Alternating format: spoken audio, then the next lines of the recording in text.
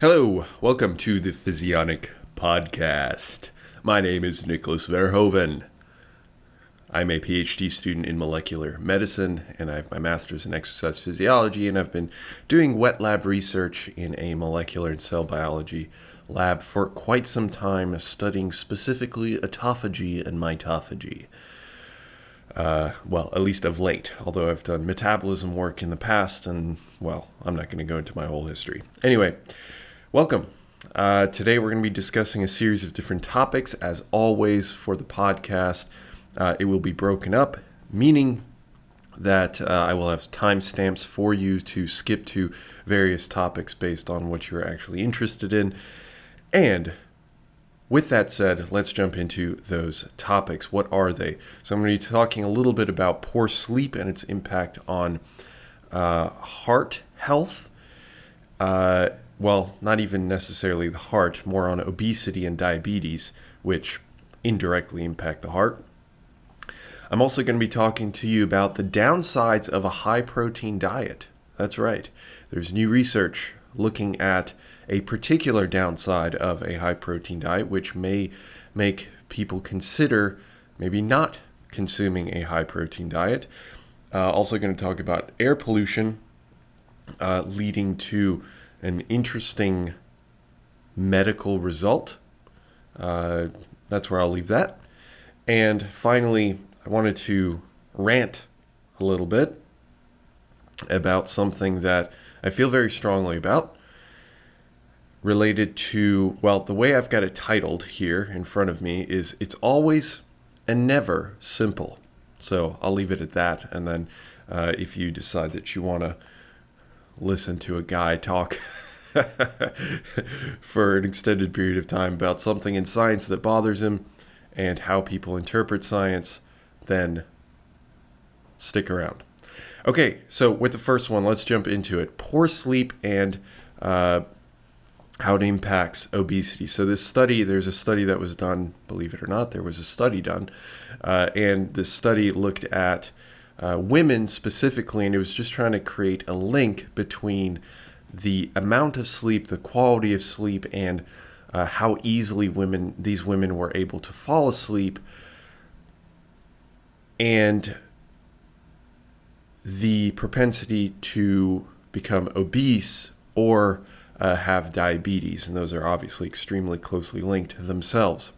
And what they found is that with this study of almost 500 women, is that, and this is retrospective, so it's associative, of course, meaning that they're essentially asking for the quality of sleep and like stuff like that. So it's a lot of questionnaires and a lot of kind of think back or journal your progress over a set amount of time. So it's not incredibly rigorously controlled or anything like that, but it still gives us some idea, especially if you've got a really large sample size of what's going on. And they mentioned that with poor sleep in any one of those three regards, the amount of sleep, quality of sleep, or the amount of time that it took to fall asleep, that led to a general increase in weight and an increased risk of obesity and increased risk of diabetes. So most likely what they proposed was it was due to a general overconsumption. Now, they do mention their theory as to why that might be the case, why you would have general overconsumption.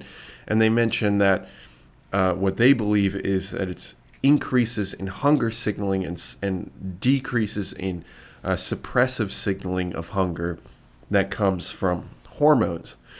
And I have to vehemently disagree, because we on Physionic have, and you may have checked out this content, hopefully you did, we have looked at a paper that specifically directly tested hormone levels, specifically several key hunger hormone levels like ghrelin, leptin, things of that nature, in women and in men after being sleep deprived and having poor quality of sleep.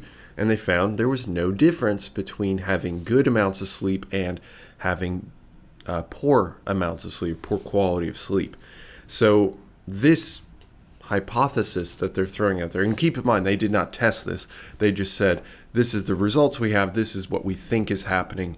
I don't know, maybe in the future they'll test it. But if they scoured the literature a little bit, they'd find that, not that this study that I'm talking about specifically was looking at hormones. They're looking at a series of other measures like weight, TDEE, total daily energy expenditure, intake, things like that. So looking at hunger more directly, and then they were in consumption more directly, and then they ended up in the supplemental areas of the data. They also looked at 3 or 4 different hormones, and for all 4 of those hormones, they found no differences between being fully rested and having a poor night's sleep, or a series of poor night's sleeps. So most likely this theory is unlikely to be the case. However, what could be the reason then? Well, this is not specific to women. This is most likely also going to apply to men. If you're awake longer, if you have a harder time falling asleep, that means that you're awake longer, which means that you have a higher time of consciousness to be able to be hungry, just normally be hungry. If you're awake, let's say 19 hours in a day instead of like 16 hours in a day, it's an extra 3 hours that you could be consuming food, especially if you're bored at night and you can't fall asleep. I mean, it could be as simple as that. On the other hand, we've also looked on Physionic, check it out, content on how sleep disturbances or lack of quality of sleep decreases particular activity in particular areas of the brain that would control for hunger, and increases the activity in other areas of the brain. So making more rash decisions and things like that, which are related to hunger, and making more making choices that are higher calorie in nature. So there you go. I mean, there's 2 potential mechanisms. Both of them have been investigated in the literature. So again, the researchers, the authors of this paper, probably should do a little more reading, and they'd probably come to the conclusion that their hypothesis for why this is happening is unlikely to be the case. Okay, so that's the first topic. The second topic I wanted to discuss is high protein diets. And it's actually going to tie into my rant a little bit later on, but I'll save that for later on. High protein diets. So this study wanted to look at, in mice, what happens when you put mice on a high protein diet and measure certain outcomes. Now, keep in mind that with studies, they have to focus on particular measurements. They can't measure everything. You can get some kind of broad panels and get an understanding of, kind of generally these different biomedical markers. And that's kind of what we do in general when we're, going to the doctor. They do a metabolic panel, or they do some sort of other blood panel, and they get a broad spectrum of information.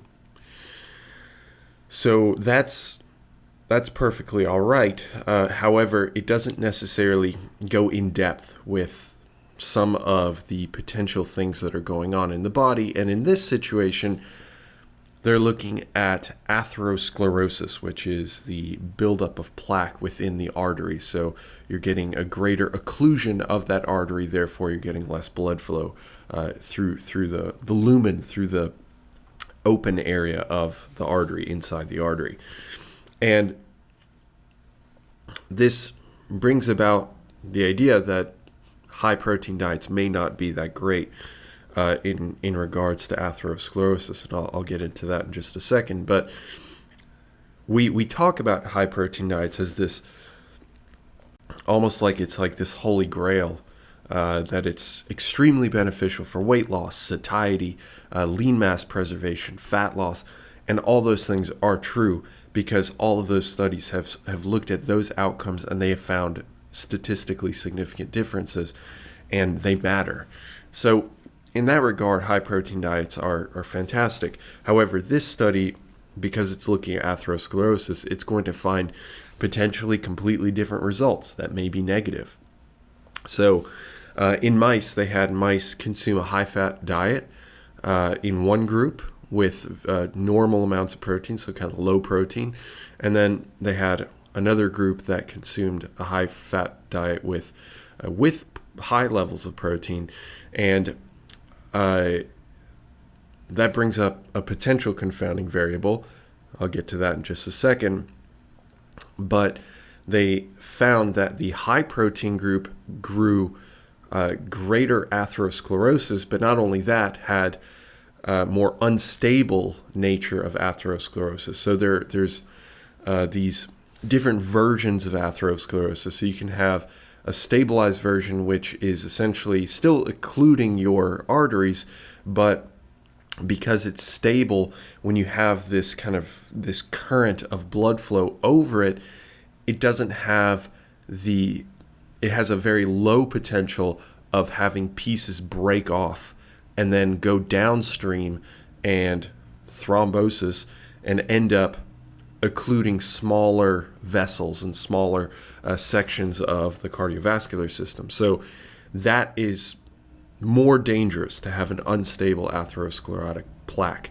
So apparently with these high protein diets, you're finding, or at least they're finding, that there is an increase in these unstable plaques and general atherosclerosis as well. So really interesting here. And now the confounding variable I was briefly mentioning is that there's a potential here that it could be dependent on weight, which is one of my biggest gripes when it comes to a lot of things. I always pay attention to one of the biggest factors is weight. And interestingly, they found that these mice did not gain weight. So they were staying the same weight, and yet they were still seeing this issue, meaning then that this effect is independent of weight and likely independent of overconsumption. So that would then suggest that high protein diets directly impact and directly increase atherosclerotic plaques. So not great news, definitely, but I mean, as always, it's in mice, and I always put that stipulation out there, regardless if it's good information or bad information. And we would have to see if that's true in humans. I would genuinely be interested in the mechanism for why that's the case. If you can think of anything, I'd be happy to hear it. I'd be interested to hear your hypotheses as to why this might be the case.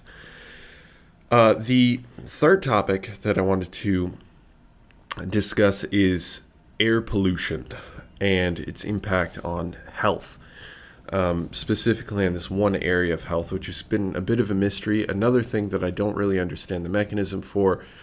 So Yale School of Public Health found that ultrafine UFP, ultrafine particles in the air cause specifically non-fatal or minor heart attacks. Or maybe they don't actually even cause it. Now that I think about it, I probably should rewrite the way that I just wrote this in front of me. Is associated because they looked at 5,000 people's minor heart attacks over the country, and they correlated it with the amount of air pollution in that city. And they found that while there's been some disagreement in the literature on if there really is a correlation between the two, what they specifically focused on was these ultrafine particles. They weren't focused on general air pollution, where there is some discrepancy. There's some lack of consensus when it comes to correlating this overall air pollution with these minor heart attacks. And apparently there is a pretty distinct association between these ultrafine particles and heart attacks. So that is pretty interesting. I do wonder what could cause that exactly. I mean, you're getting this exposure through the lungs. Obviously, the blood system goes from the lungs back to the heart through the pulmonary vein back to the heart. Or no, I'm sorry, the pulmonary artery in this situation, because it's flip-flopped for that particular one. So you have blood flow that moves from the right ventricle of the heart out through the valves into the pulmonary system and goes to the heart, and then comes back once it's been oxygenated back to the left atrium, and then enters the left ventricle and is then pumped out to the rest of the blood, or to the body, I should say, not the blood, excuse me. So maybe somewhere in there's some sort of interaction that somehow affects the heart, and maybe that's, I mean, again, I don't know if this necessarily applies to massive myocardial infarctions, heart attacks, but that association with just the minor heart attacks is intriguing. I would really be interested in understanding why that might be the case. Luckily, I wrote this facetiously, luckily I live in Baltimore, which has no air pollution. Ha! Anyway, moving on. The final topic I wanted to discuss today is the title that I teased. It's always and never simple. And this comes from, I'm probably going to rant on this on many other occasions, just because I feel like it just hits me in the face. It just like strikes me with how prevalent this kind of stuff is. But let's take the protein example that I was talking about earlier. A lot of people, let's say weightlifters, although this is not at all, just because I'm using this as an example, this applies to everyone. A lot of people, in this case weightlifters, will look at high protein diet and say, you should consume a high protein diet. Fair enough, cool. However, then they list, let's say all the positives that I mentioned in the previous segment, weight loss, increased satiety, increased lean mass preservation, decreases in fat mass, and there are other benefits as well, but those are some of the big ones. The problem is that if research comes out that high protein diets, and that's why I kind of alluded to this earlier, that high protein diets have downsides to them, I feel like people either put blinders on and just ignore that research, or they try much harder to find issues with that study so that they can dismiss it. And that's not how you should go about, life, but I'll just reduce this to just science in general and being scientifically minded. I genuinely have a problem with not a massive problem, like I'm out rebelling against these people or anything, but I do have an intellectual qualm to put it one way. I have an intellectual qualm with people who say that they're science-minded, right? And they tout one thing as this is the best thing for, it starts out sometimes as X effect. Protein for weight loss. It's the best for weight loss.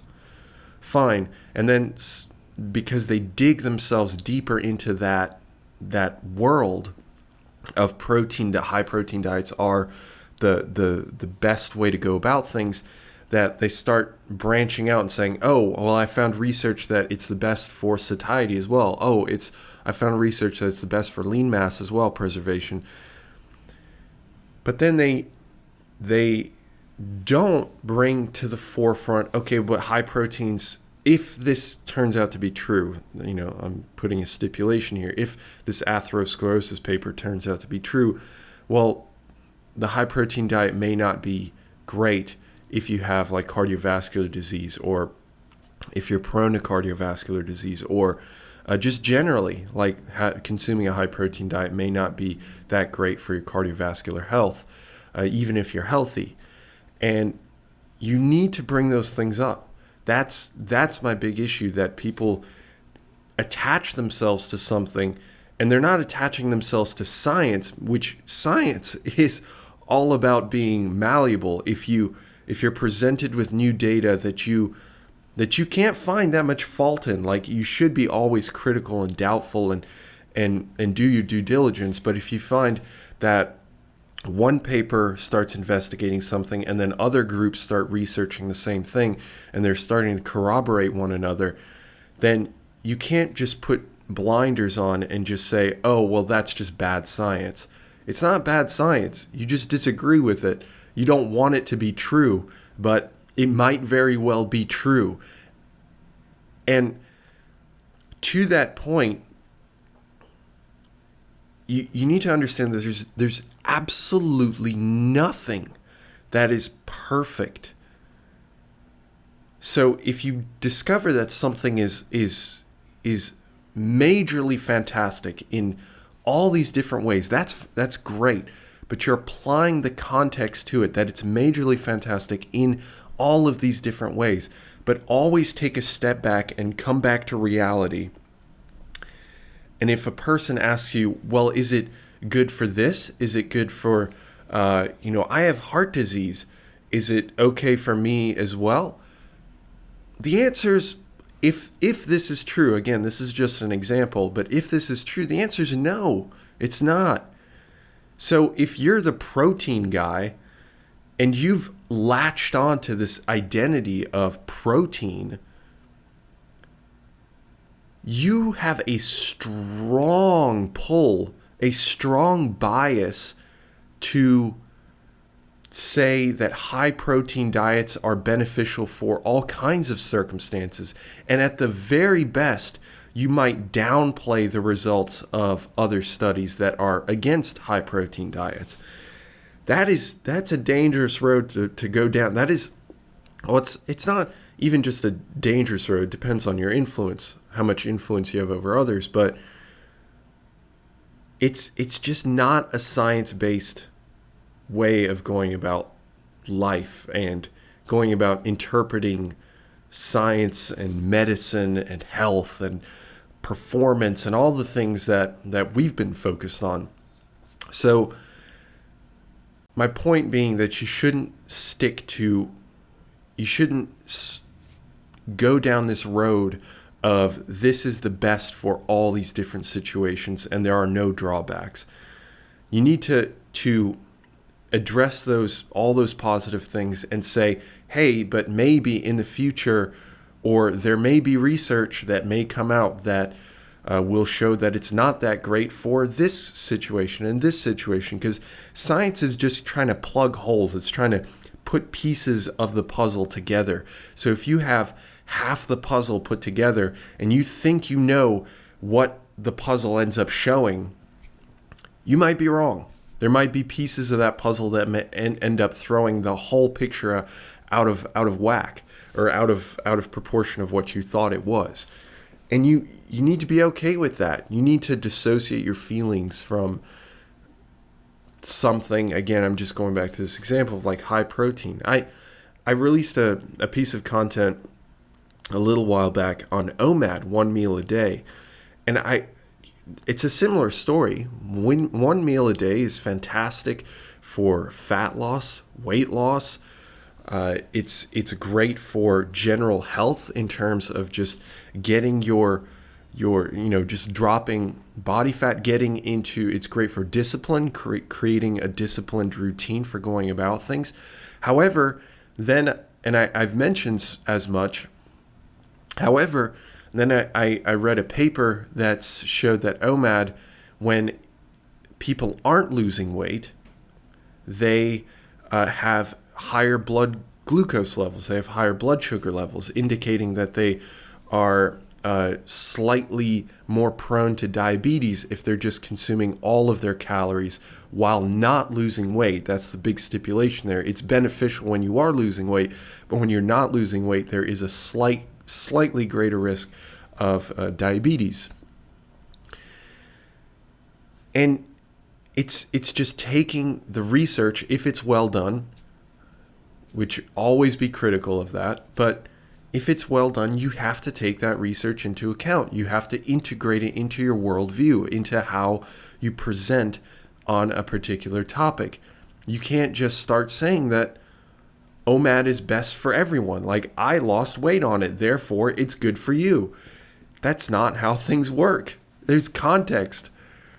And I just, the second part of that I really want to touch on is that if you are, let's say, the high protein guy, let's say you make an Instagram account and you get 20,000 followers, or you get 50,000 followers, or you're way up there and you're getting like 3.3 million. And your name is the protein guy. What are the odds that you are going to present research, if that's your thing, like you present research on protein diets and you like to know everything about protein? What are the odds that you're going to skip over the research that shows that high protein diets are negative when you have courses and you have different ebooks and all these different things that specifically talk about high protein diets being so beneficial and they help in so many different ways? And there's no real problem with that necessarily, but if you identify as high protein is the best, then you're going to be highly unlikely to present some research that says high protein diets are not the best. And that's something we have to be careful of. I'm not saying that a person that has a name, a moniker like that, is immediately biased, but I do think that there is a certain level of like subconscious feeling there that maybe they could be a little more biased, or maybe even greatly more biased, because of how they have chosen to identify to this one thing, as opposed to, and I would argue, and you could certainly, somebody in like physics or I don't know, some other field, psychology could say that about me, right? Because, I mean, mine is physiology. It's understanding the whole body. That's why it's called Physionic. But I left it as broad as possible because physiology is involved in essentially everything related to the human body. So I don't feel like I'm pigeonholing myself into one area and saying that this one area is, like, if you talk to an endocrinologist, right? They're going to start talking to you about hormones, how hormones are the reason for everything. You start talking to an obesity researcher, obesity, it's everything. That's the reason. You know, it seems like once people specialize, they get into one area, they just look at that research, and which is fine, like that's what they're specializing in. But then they put blinders on. Again, they just think, clearly my field is the most important field. And I do think that sometimes taking a step back and trying to integrate as many different things as possible, be as fluid as possible, is the more scientifically honest way of going about things. So you may miss out on some of that speciality, but you do at least, I think that you are more intellectually, let me phrase this correctly. You have a greater potential to be intellectually and scientifically honest if you keep yourself slightly dissociated from every single point that you make. As in, you make the point, you can get excited about that point, you can push that point, but you always apply context to it so that people don't take it and just run with it. And because that really can, later on down the road, that can really hammer you down as being intellectually dishonest or being not forthcoming about the fact that everything needs context. There's nothing, going back to my original point, there's nothing that's perfect. So that's my rant. If you feel like you're the vegetarian queen or the vegan king or the OMAD lord, I don't know, I'm coming up with all these like hierarchies, then that's cool. That's perfectly fine. And you likely have many, many great points. But just take a step back from time to time and just evaluate, like, am I ignoring some of the other things because I don't want to acknowledge that my thing isn't 100% perfect? Something to consider. Certainly something that I hope that people will call me out if I start not applying context to situations, and if I usually say things like I'm 99% sure about something if I'm really sure about something, or if I ever use the term 100%. I mean, that's incredibly rare, but usually I have good reason for that. It has to have some sort of basis in a series of different studies, and hopefully, if somebody brings something to my attention, I do try and keep myself as open to criticism as possible. And I think that's incredibly important for anybody to do that's in science. That just because I'm becoming more and more educated in my field, that is incredibly broad, that doesn't mean that I am infallible and that I can't make mistakes.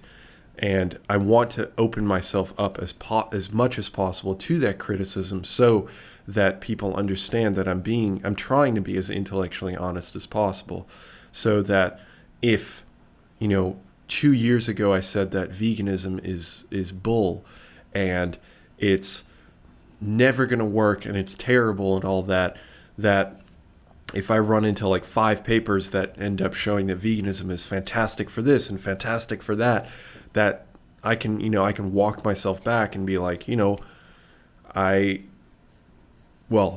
probably wouldn't ever say that veganism is complete bull, but that's another point. I can actually walk myself back and think, okay, I am going to dissociate myself from my views and try and change them to fit the new data that I've been presented with. Anyway, like I said, it was a bit of a rant. I'm kind of working through it in my head. And there are a lot of things in science and how people communicate about science that kind of irk me. That's certainly one of them, just identifying with certain things and then just not letting go of them. That is not at all. You cannot call yourself a science-based individual if you are of that nature. Anyway, I was talking about that for quite a while. If you've made it to this point in the podcast, I thank you very much for having the patience and listening to me. And, as always, I'm open to criticism. I'm open to critique. If you have comments, opinions, I'm always game to read them, to listen to them. So please send them my way. And with that said, I do wish you a wonderful, wonderful day. And I hope I have the absolute pleasure, as always, to speak with you in the next one. Have a good one, guys. Bye.